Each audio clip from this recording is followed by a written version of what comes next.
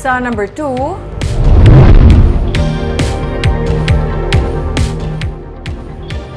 Mayor Albee Benitez na natalana mag-resign sa PDP-Laban. Sa Hunyo pa magapagwa sang desisyon ng Commission on Elections angon sa petition for registration sang kilusan ng nagkakaisang Pilipino o kon KNP. Isa ka ginatukod nga political party nga ginapangunahan ni Bacolod City Mayor Albee Benitez bilang presidente.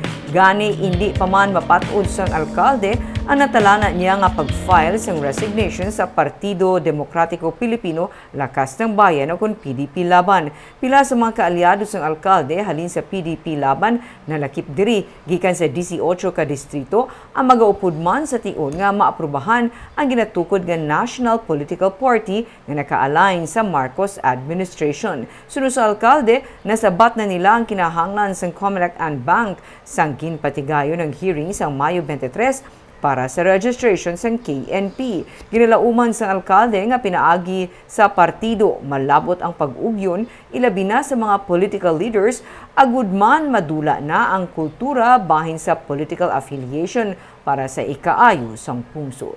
This will be the unity campaign for the administration of President Juan. Yes, and it is aligned with the administration's campaign for unity. So ma-resign the mayor sa PDP-Laban. Okay, hindi ka man pwedeng katuwa ng political party. It was confirmed that you are the president of this party. Yes. So, unfortunately. So, ang mga taga-PDP-Laban, Mayor? Ang mga taga-PDP-Laban, mga upod sila KNP na lang, Mayor? Yes, sa mga nag-upod doon.